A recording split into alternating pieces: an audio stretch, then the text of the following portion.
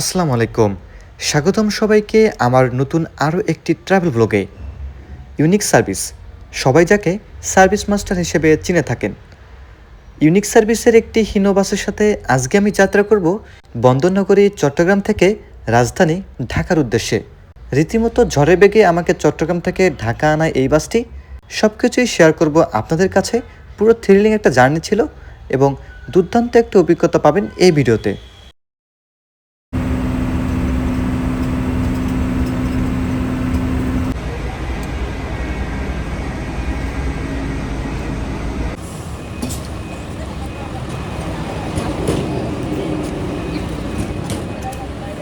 Unique আসলে service master না ভাই, স্পিড মাস্টার।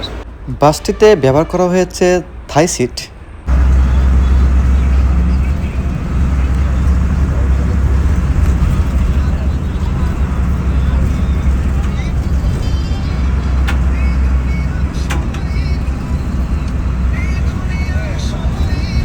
ভাই প্রথমত হচ্ছে বাসে গাইড নেই, বাস ছাড়তে 20 মিনিটের মতো লেট করছে। আমরা এখন মিয়ামিতে আছি যাতায়াতের জন্য। গাইস, আমি এখন আছি চট্টগ্রাম একে খান মোড় ইউনিক সার্ভিসের অফিসিয়াল কাউন্টারে। কাউন্টারটি বেশ বড়সড় এবং সার্ভিসের প্রধান আকর্ষণ যেহেতু কাউন্টার, সেদিক থেকে টপ ওয়ান কাউন্টার হবে এটি। দেয়ালে বড় বড় বাসের ছবি টাঙানো ছিল। এইখানে দেয়া ছিল তাদের মূল্য এবং মানে ভাড়া কিংবা হচ্ছে রুটের যে রুটে চলে সেই রুটের ভাড়াগুলো আর কি। কাউন্টারের পরিবেশ একদম পরিষ্কার পরিচ্ছন্ন। আর এটা 3D টাইপের একটা পিকচার এখানে অ্যাড করা ছিল, যেটা আমার মানে আমি বেশি আকর্ষণীয় হয়েছিলাম আর কি। এই বিষয়টাতে আটকাইছিলাম আর কি, সুন্দর লাগতেছিল কাউন্টারের ভিতরে। বাকি ওভারঅল যে কাউন্টারের পরিবেশ সেটা ইউনিক সার্ভিসের সাথে যায়। ফার্স্ট অফ অল যেটা বলবো সেটা হচ্ছে কক্সবাজার থেকে রানিংয়ে সৌদিয়াতে করে হচ্ছে চিটাগাং আসি। এখন হচ্ছে ইউনিকের কাউন্টারে আছি, রানিংয়ে চলে যাচ্ছি ঢাকাতে। আমার টাইম হচ্ছে 12টায়। আর টিকিট আমি আগেই করেছিলাম, যার জন্য টিকিটের কোনো প্যারা নেই। এদের হচ্ছে সার্ভিস নন এসিতে সার্ভিস মাস্টার বলা হয় ইউনিক সার্ভিসকে। তো সেদিক থেকে একটা হচ্ছে কমপ্লিটলি ট্রাভেল এক্সপিরিয়েন্স আপনাদের কাছে শেয়ার করবো। আর ইউনিকের একটা কোনো ওটা হইলে ব্লগ করা হয়নি, এটা ফার্স্ট টাইম করা হচ্ছে। সেদিক থেকে একটা এনজয় যে ব্যাপারটা সেটা আর কি নিচ্ছি এখন থেকেই। চট্টগ্রামের কাউন্টারের পরিবেশ অনেক ভালো, অনেক বেটার। দেখা যাক যে সার্ভিস মাস্টারের সাথে কাউন্টারের যে সাদৃশ্য একটা বিষয় সেটা রয়েছে। বাস দেখা যাক, বাস আসলে বোঝা যাবে কত দূর। আমার গন্তব্য গাবতলী পর্যন্ত আর কি।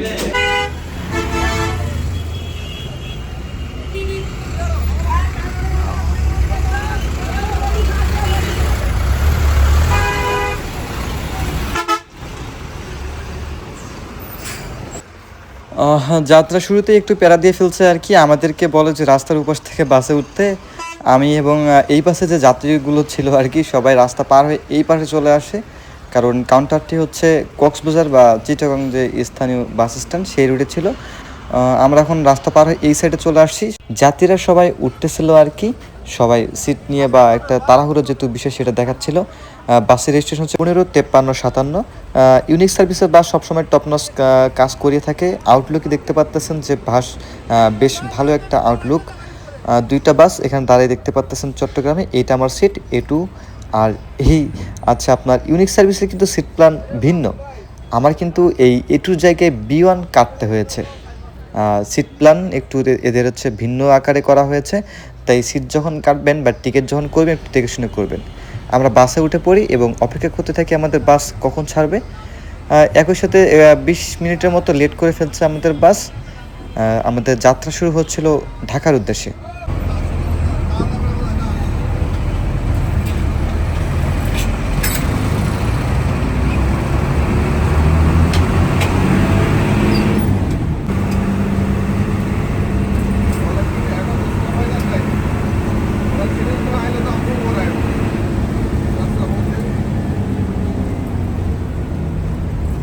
শুরুতেই আমরা চট্টগ্রাম গেট যেটাকে বলা হয়, মানে প্রবেশ গেট বলা হয় যেটাকে, সেটা আমরা ক্রস করতেছি। ঢাকা চট্টগ্রাম হাইওয়েতে সব থেকে চাপ মানে এই লরিগুলোর, বড় বড় ট্রাকগুলোর আসলে অনেক চাপ।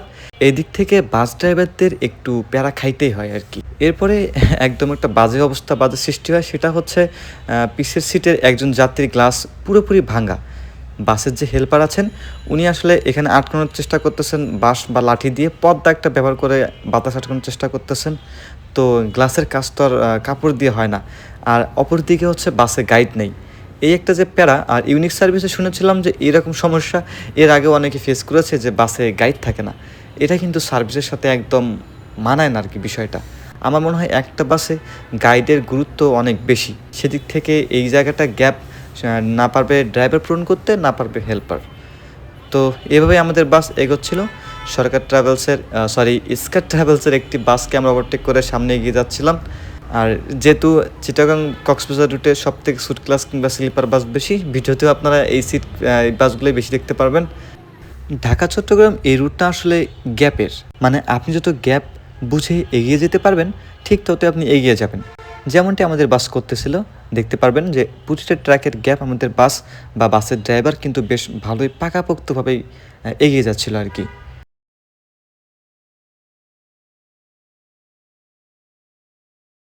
শুরুতেই বলেছিলাম যে এই লরিগুলো ব্যাপক প্যারা দেয় এই রাস্তায়। দেখেন একটা লরি ঘুরতেছে আর বাদ বাকি সবাই জ্যাম খাচ্ছে। এটাই স্বাভাবিক, আমরা যদি ঘোরাতাম তো আমাদের পিছনে একটা জ্যামের বিষয় লক্ষ্য করা যেত।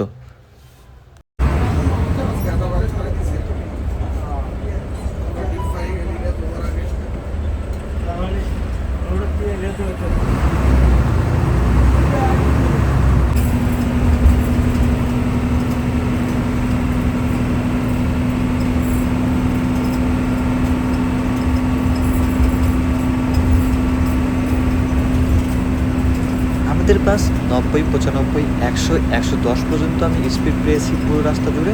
তবে মিটার মাইলে একটু আমি দেখানোর চেষ্টা করতেছি 90+ একটি স্পিড। আমাদের বাস সবসময় এমন একটি স্পিড ধরে চলে আসছে।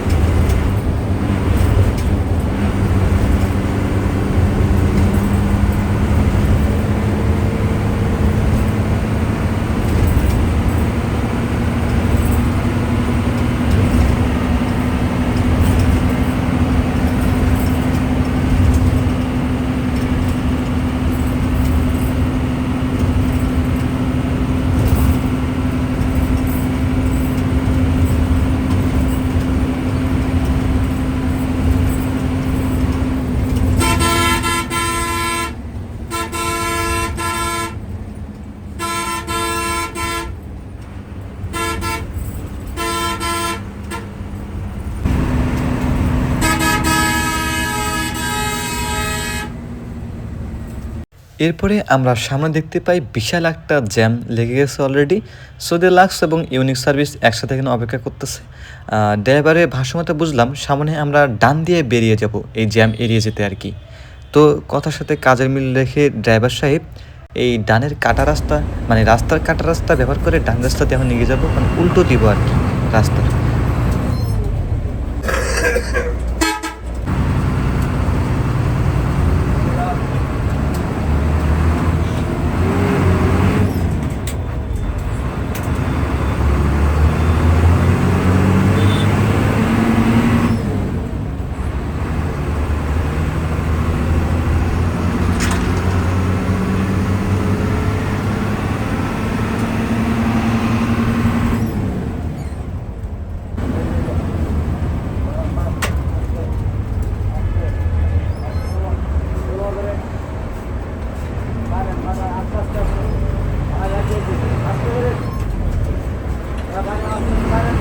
আস্তে আস্তে কোন কথা ক্লিয়ার হলে এটা কো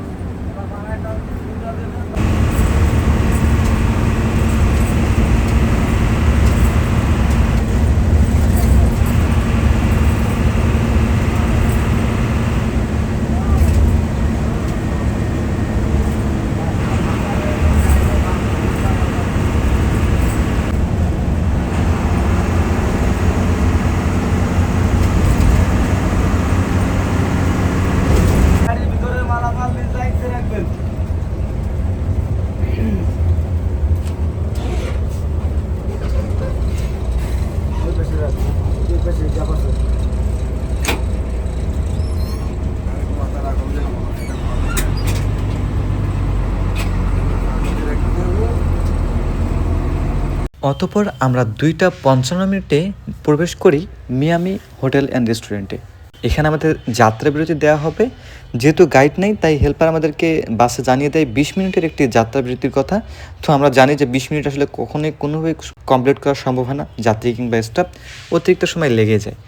আর এই সাইটে যদি আপনাদের বাসের বিস্তারিত একটু দেখাই, এটা ক্লাসিক শেপ দেওয়া হয়েছে। পেইন্ট যে দেখতে পাচ্ছেন এটা আসলে সিগনেচার পেইন্ট ইউনিক সার্ভিসের। সব বাসেই একই ডিজাইনের একই পেইন্ট দেখতে পারবেন। পাশাপাশি বিভিন্ন রুট পরিচালনা করে থাকে ইউনিক সার্ভিস। নন এসি সার্ভিসে সার্ভিস মাস্টার খেতাব পেয়েছেন এই বাস কোম্পানিটি। কিন্তু কিছু কিছু গ্যাপ রয়েছে, যেমন দেখতে পেলাম আজকে গাইড নেই। তো এই জিনিসগুলো যদি একটু ফিল আপ করা হয় তাহলে হয়তো বা আর কোনো কমতি থাকার কথা না। আশেপাশে যদি একটু আপনাদের ঘুরে দেখাই তাহলে দেখতে পাবেন এটা হচ্ছে ইউনিক সার্ভিসের ব্যাক ডিজাইন। বেশ ভালোই, খারাপ না, আমার কাছে ভালোই লাগে এই ব্যাক ডিজাইনটা। পাশে দেখতে পাচ্তেছেন হানিফের ভলভো। ইঞ্জিন ওভারহিট হয়ে গেছে হয়তো বা আস্তে আস্তে, এই জন্য পিছনের যে ডেক সেটা খুলে দেওয়া হয়েছে। ডলফিন পেইন্টের একটি ভলভো বাস দেখতে পাচ্তেছেন আপনারা। এখানে ইউনিক সার্ভিসের একটি নয়, বেশ 4 থেকে 5টি বাস এখানে একসাথে যাত্রাবিরতি দিয়েছিল।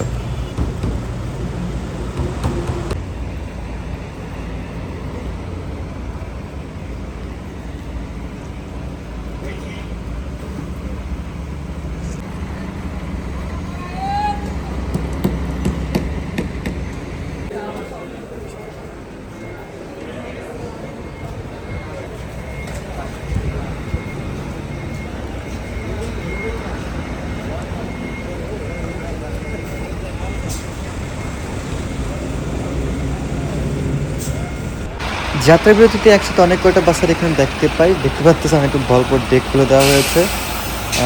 ভলভোর ওই পাশে খুব মেবি গ্রিন লাইনের 2টা রয়েছে, একটা ব্যাং আর একটা হচ্ছে সাদা হাতি, এবং আর ওই পাশে দেখতে পাচ্ছেন ইউনিক সার্ভিসের এই আরেকটি বাস।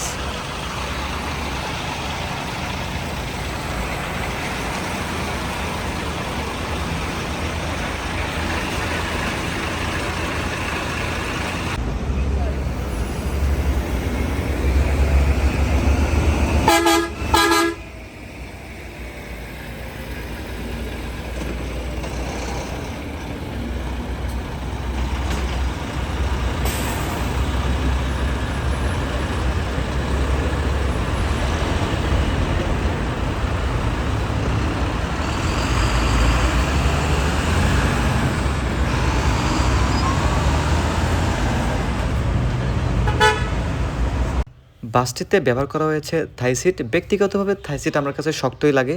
আপনাদের কাছে কেমন লাগে অবশ্যই জানাবেন। আমার কাছে বাংলা সিট নন এসিতে সবসময় সেরা। তবে এই সিটগুলো অনেক দামি কিংবা মোটামুটি কমফোর্টেবল একটা সিট বলতে পারেন।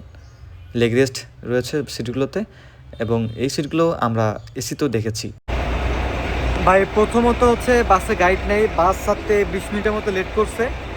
আমরা এখন মিয়ামিতে আছি যাত্রাবিরতির জন্য। আর এটা হচ্ছে আমার বাস। তো সবাই আসলে দিনের বেলা যেভাবে ইউনিককে চলতে দেখেন, রাত্রেবেলায় সম্পূর্ণ তার উল্টোটা। রীতিমতো ঝড়ের বেগে চলে আসছে আমাদের বাসে এইখানে।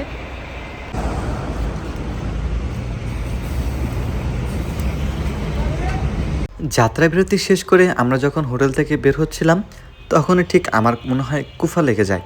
আমার ফোনের চার্জ শেষ হয়ে যায় এবং সেকেন্ডারি যে ফোনটা থাকে সেটা দিয়ে ভিডিও করতে থাকি, যার জন্য কোয়ালিটি কিছুটা লো এবং সাউন্ড কোয়ালিটিও কিছুটা লো পাচ্ছেন। এর জন্য আন্তরিকভাবে দুঃখিত। সামনে দেখতে পাচ্ছেন হানিফের একটি নন এসি বাস, যার সাথে পাল্লা দিয়ে আমরা ছুটে চলতেছি।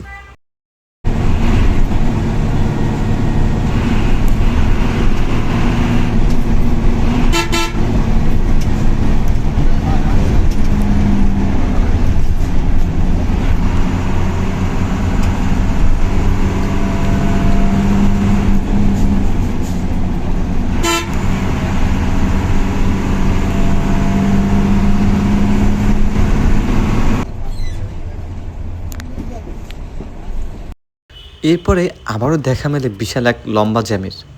এটা খুব সম্ভবত চান্দিনার আগেই।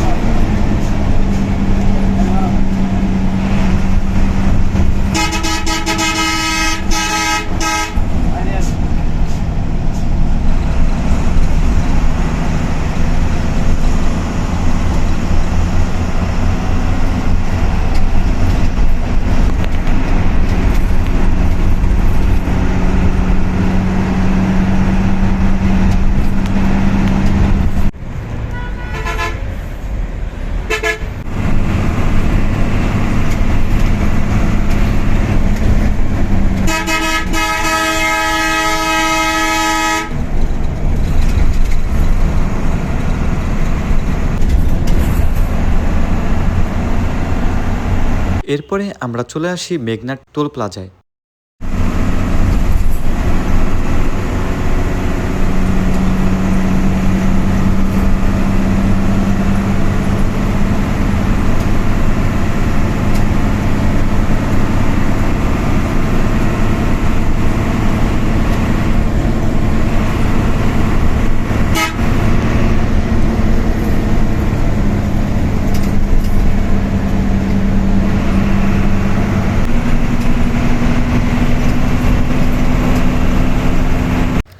এরপরে আমাদের ভোরের আলো ফুটতে থাকলে আমরাও রাজধানীর প্রবেশের পথে, মানে প্রায় বলতে পারেন ঢাকায় প্রায় ঢুকে পড়েছি। যাত্রাবাড়ির কাছাকাছি আমরা চলে আসি। সামনে দেখতে পাচ্ছেন সোয়াগ প্রেস্টিজিয়াসের একটি ডাবল ডেকার বাস, যে বাসটির বাম পাশ ধরে আমরা ঢাকায় প্রবেশ করতেছি।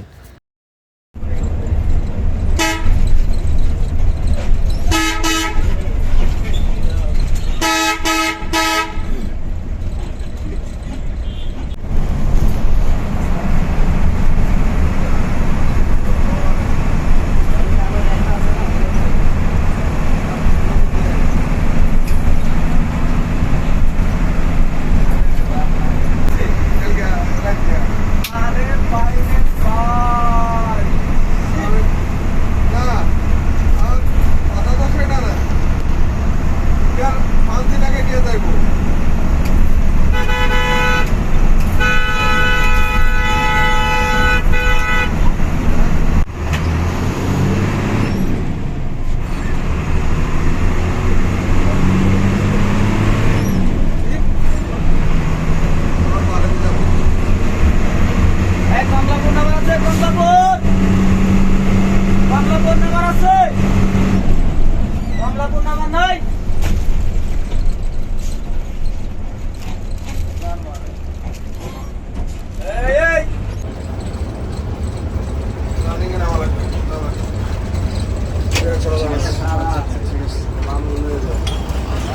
ঠিক আছে ভাই, আল্লাহ হাফেজ।